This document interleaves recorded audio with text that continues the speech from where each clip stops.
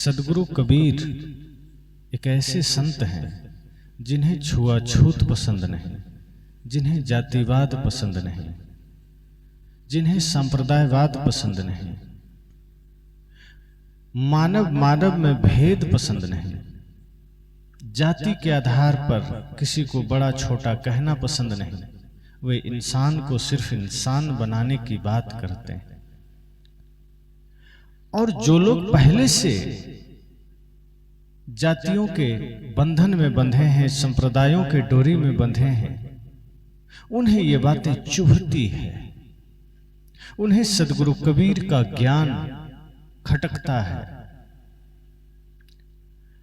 जैसे रात्रि के बाद सूर्योदय होता है तो संसार के सभी लोग खुश होते हैं, प्रसन्न होते हैं, लेकिन उल्लू को बड़ा कष्ट होता है। उल्लू परेशान हो जाता है कि अच्छा होता अंधेरा ही होता, सुबह होने की जरूरत नहीं थी, सूर्योदय की आवश्यकता नहीं थी, क्योंकि अंधेरे से बड़ा प्रेम है उल्लुओं को। और जो लोग छुआछूत जातिवाद संप्रदायवाद की बात करते हैं, जो उस समय उलझे हैं, वो किसी उल्लू से कम नहीं है। उन्हें भी वही अंधेरा पसंद है। उन्हें सदगुरु कबीर जैसे महानतम संतों का ज्ञान का सूर्योदय होता है, वो खटकता है। इंसान को इंसानियत की सीख देने वाले विचार जब लोगों के कानों में पड़ते हैं तो कुछ लोग को खटकता है कि हमारी बनाई गई सभ्यताएं, हमारे द्वारा रचे गए जाल टूट रहे हैं। सदगुरु कबीर जब अपना ज्ञान का हथौड़ा चलाते हैं, जब उनके ज्ञान की अग्नि में सारे कचड़े जलते हैं, संप्रदायों के, जातिवाद के, छुआछूत के, तो स्वाभाविक है जिन्होंने जातिवाद को रचा है, जिन्होंने इसका पोषण किया है, उन्हें कष्ट तो होगा ही। पर समस्या यह है कि आज जो लोग सदगुरु कबीर को मानते हैं, जो लोग कबीर पंथ में दीक्षा लिए हैं, वे लोग भी सदगुरु कबीर को पूरी तरह नहीं मानते।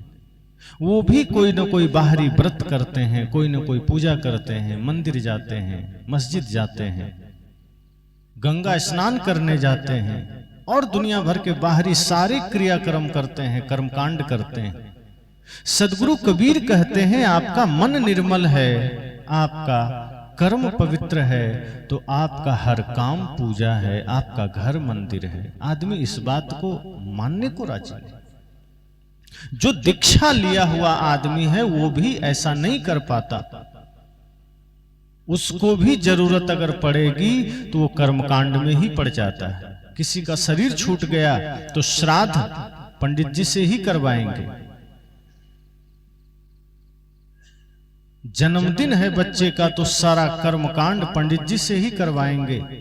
अर्थात कहीं न कहीं हमारा मन मस्तिष्क बंधा हुआ है, कहीं न कहीं हमारा मन मस्तिष्क गुलाम है। सदगुरु कबीर हमें झकझोरते हैं, हिलाते हैं कि जगिए। ये जीवन बड़ा कीमती है।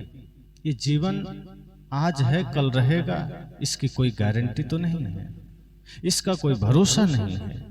तो जो जीवन इतना क्षणिक है, उस जीवन में किस अंधेरे में दौड़े चले जा रहे हैं, बाहर के किस कर्मकांड में चले जा रहे हैं। उससे अच्छा है कि आप समाज सेवा करें, मानवता की सेवा करें, प्राणी मात्र की सेवा करें। आपके द्वारा कोई ऐसा काम ना हो जो समाज उत्थान में विध्वंस का कारण बन जाए। आपके द्वारा कोई ऐसा काम ना हो जो राष्ट्र निर्माण में बाधक बने। व्यवहारिक दृष्टिकोण से भी आपका कर्म इतना सुंदर हो कि आपका एक एक कर्म राष्ट्र निर्माण में सहायक बने, मानवता के उत्थान में सहायक बने।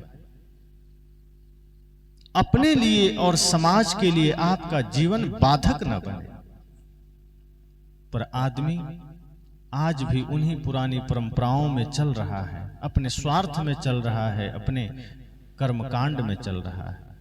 सदगुरु कबीर के विचारों को हम सुनते हैं, पढ़ते हैं, गले में माला भी धारण करते हैं और उधर सारा कर्मकांड साथ साथ में चलता है। कितने ऐसे लोग हैं जो गुरु संतों से दीक्षा ले लेते हैं और तंबाकू भी खाते रहते हैं।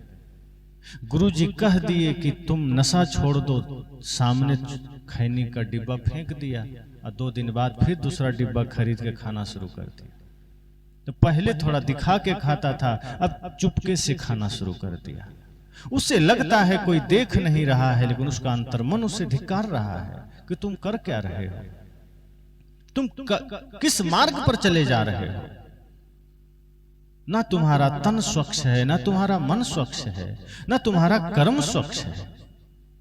फिर ऐसे विचार को सिर्फ रटने से क्या होगा। हम दीक्षा लेते हैं, कई संतजन, कई गुरुजन हमें नाम भेद भी दे देते हैं, नाम दान दे देते हैं। कोई कहते हैं सतनाम रटो, कोई कहते हैं जय गुरुदेव रटो, जैसे अन्य मतपंथ में चलता है। कोई ओम नमः शिवाय का मंत्र दे दिया, कोई जय हनुमान का मंत्र दे दिया, कोई ओम नमो भगवते वासुदेवाय का मंत्र दे दिया। ऐसे ही हम गुरु से कोई मंत्र ले लेते हैं और सोचते हैं अब चाहे जितना पाप करें काम बन जाएगा। मंत्र जप लेंगे, जितना देर जपेंगे उतना देर में सारा मामला फिट हो जाएगा। एक आदमी को मैं देखा, वो कॉपी में राम नाम लिख रहा था, राम राम, लगभग 2-4 कॉपियां भर चुका था। उसने कहा अब तक मैं 2 लाख बार राम नाम लिख चुका हूं। मैं कहा कॉपी में तो आप राम राम लिख रहे हैं, लेकिन क्या आपके आचरण में राम राम है? क्या आपके विचारों में राम राम है? क्या आपके जीवन दर्शन में राम राम है? अगर सिर्फ वो राम का शब्द आपने कॉपी में लिखा है और आपके मन मस्तिष्क में रावण बैठा है, तो वो राम राम लिखना फिर बहुत बेकार की बात है। कॉपी खराब कर रहे हैं और समय भी खराब कर रहे हैं। और इसका प्रमाण ये है कि शब्दों में मात्र राम राम है और आपके मन मस्तिष्क में रावण है। इसका प्रमाण यह है कि आप अपने माता पिता का अनादर जरूर करते होंगे, पड़ोसियों से झगड़ा जरूर करते होंगे और मांस मछली तो खाते ही होंगे। और जो आदमी मांस मछली खा रहा है, जो आदमी नशा कर रहा है, जो आदमी भाई से झगड़ा कर रहा है, जो आदमी समाज के लिए आतंक फैला रहा है, वो कभी भी राम राम लिख करके मुक्ति नहीं पा सकता। वो तो फिर रावण ही बना बैठा है। सदगुरु कबीर के ज्ञान को हम सुनते हैं, दीक्षा लेते हैं, लेकिन हमारे जीवन में भी क्या बदलाव आता है। एक कर्मकांड पंडितों का चलता है, हम भी वही कर्मकांड में लग जाते हैं। वो वेद मंत्र पढ़ के यज्ञ करता है, हम बीजक पढ़ के यज्ञ करना शुरू कर देते हैं। अंतर कुछ भी नहीं होता। असली बात यह है कि हम कौन सा यज्ञ करें, असली यज्ञ कौन सा है। आज बहुत से लोग कोशिश करते हैं कि गुरुजी हमारे घर में थोड़ा यज्ञ कर दीजिए, कबीरपंथी लोग थोड़ा हवन कर दीजिए, भूत आ गया है, भाई से झगड़ा चल रहा है, मुकदमा चल रहा है, थोड़ा हवन कर दीजिए, सब ठीक हो जाएगा। मन का भ्रम यज्ञ करने से, हवन करने से कैसे ठीक होगा। भाई से झगड़ा हुआ है आपकी मूर्खता के कारण, हवन करने से कैसे ठीक होगा। पड़ोसी से झगड़ा हुआ है स्वार्थ और अहंकार के कारण, हवन करने से कैसे ठीक होगा। झगड़े मिटाने हैं तो मन को पवित्र करना होगा। मन की पवित्रता सबसे बड़ा यज्ञ है, सबसे बड़ा हवन है। मन की निर्मलता सबसे बड़ा तीर्थ है, सबसे बड़ा यज्ञ है। सदगुरु कबीर के विचारों को अगर आप सुनते हैं, सदगुरु कबीर की परंपरा में अगर आप माला दीक्षा लेते हैं, तो सबसे पहली कसौटी हो कि आपका व्यवहारिक जीवन निर्मल हो जाए, अर्थात आपका तन मन निर्मल हो जाए। और ये तब होगा जब निरंतर आप विचारों से जुड़ेंगे। 2 घंटे सत्संग सुनते हैं, बाकी समय घर में जाके फिल्मी गीत सुनते हैं, फिल्म देखते हैं, न्यूज देखते हैं, सीरियल देखते हैं, एक दूसरे के प्रति ईर्ष्या द्वेष का भाव रखते हैं। बाकी समय आप दुनियादारी को ग्रहण कर रहे हैं, 2 घंटा सत्संग ग्रहण कर रहे हैं, कोई परिवर्तन नहीं होगा। और कई लोग तो कहते हैं क्या करें, हम तो काफी दिन से दीक्षा लिए हैं, जीवन में दुख मिटता ही नहीं, गुरुजी में शक्ति नहीं। गुरुजी में शक्ति नहीं है, यह मामला नहीं है। मामला है कि हमारी भक्ति कमजोर है, हमने स्वार्थ वाली भक्ति की है, हमने कामना वाली भक्ति की है। हम माला लिए नहीं कि पहले ही गुरुजी के सामने आंचल फैला देते हैं कि बेटे को नौकरी और पोता मैट्रिक में पास हो जाए, घर 2 मंजिला बन जाए, गाड़ी खड़ी हो जाए, ये सांसारिक कामनाओं को लेकर हम पहले ही आंचल फैला देते हैं।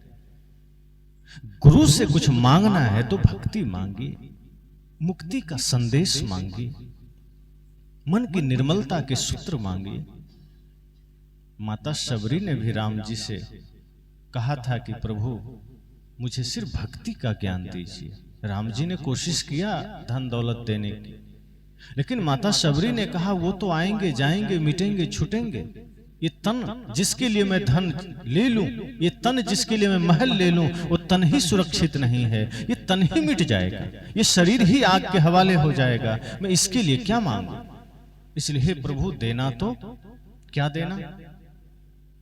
इतनी शक्ति हमें दे न दाता, मन का विश्वास कमजोर होना। हम चले नेक रस्ते पे हमसे भूल कर भी कोई भूल होना। इतनी शक्ति हमें दे न दाता, मन का विश्वास कमजोर होना। गुरु से कुछ मांगिए तो ये मांगिए कि हे प्रभु, हे सदगुरु, ऐसी भक्ति दीजिए, ऐसी शक्ति दीजिए कि मन का विश्वास कमजोर ना हो। हम सदैव सत्य के राह पर चले, हम सदैव नेक राह पर चले, हम सदैव ज्ञान के मार्ग पर चले और सबके प्रति प्रेम करुणा का भाव रखें। मनसा वाचा कर्मणा जीवन पवित्र हो, कोई अभक्ष्य भोजन ना हो, कोई नशा का सेवन ना हो। तो जब हम गुरु से दीक्षा लेते हैं, जब इन सारे संकल्पों के साथ हम अपने जीवन में परिवर्तन लाते हैं, तो समझ जाइए कि आप जहां हैं वहीं सत्संग है। फिर आप खेत में हैं तो भी सत्संग है, फिर आप बाजार में हैं तो भी सत्संग है। और यदि आप ऐसा नहीं कर पाते हैं तो आप सत्संग में बैठने के बाद भी आप बाजार में हैं, सत्संग में नहीं हैं। अब आप सब सोचिए कि ऐसे दिव्य अवसर पर आप कहां बैठे हैं। आपका तन भी सत्संग में बैठा है या मन भी बैठा है। सत्संग में आप बैठे हैं, सत्संग आप में कितना बैठता है ये आपको भी सोचना है, आपको विचारना है कि यहां से जाने के बाद अगर सास बहू के बीच अनबन है वो ठीक हो जाए, भाई भाई के बीच विवाद है वो ठीक हो जाए। गुरु संतों से हम यही तो सीखते हैं, पर हम भक्ति हम साइड में कर दिए, भक्ति को, सत्संग को हमने क्रिया बना दिया। ये हमारी स्थिति न बन सकी। भक्ति को हमने क्रिया बना दिया कि सुबह उठ के हमको बस गुरु जी का नाम लेना है, रात में सोने से पहले नाम लेना है, बाकी समय दुनियादारी यहां वहां करना है। ध्यान को, सत्संग को, पूजा को हमने क्रिया बना दिया। और जैसे ही हम धर्म को, सत्संग को, पूजा को क्रिया बनाते हैं, ये बाहरी बात हो गई। सदगुरु कबीर कहते हैं ये तो ऐसा हो, शब्द निरंतर मनुआ राता, मलिन वासना त्यागी, उठत बैठत कबहू न छूटी, ऐसी तारी लागी। वे कहते हैं सुबह उठ के तुम ध्यान कर रहे हो, दोपहर में कर रहे हो, रात में कर रहे हो, ये एक प्रक्रिया है सीखने की। लेकिन जागृत पुरुष तो वो है जो सोते जागते उठते बैठते कभी ध्यान से अलग ही ना हो, जो 24 घंटे सावधानी में जिए। जब हम गुरु के पास दीक्षा लेते हैं तो गुरु हमें 24 घंटे जागृत रहने का ज्ञान देते हैं और हम रह नहीं पाते। उतने समय हम रह लेते हैं। अभी जितनी देर आप पंडाल में हैं थोड़ी जागृति है, घर जाएंगे वो जागृति खत्म हो जाएगी, वो जागरण मिट जाएगा, फिर आप वहां दूसरे जागरण में लग जाएंगे। और फिर यहाँ जो जिस मुख में अभी आपको भजन याद आ रहा है, घर जाने के बाद उसी मुख में गालियां आएंगी, उसमें भजन मुश्किल से आएगा। यहाँ आप भजन गुनगुना रहे हैं, घर जाएंगे फिल्मी गीत गुनगुनाएंगे। ऐसा ना हो।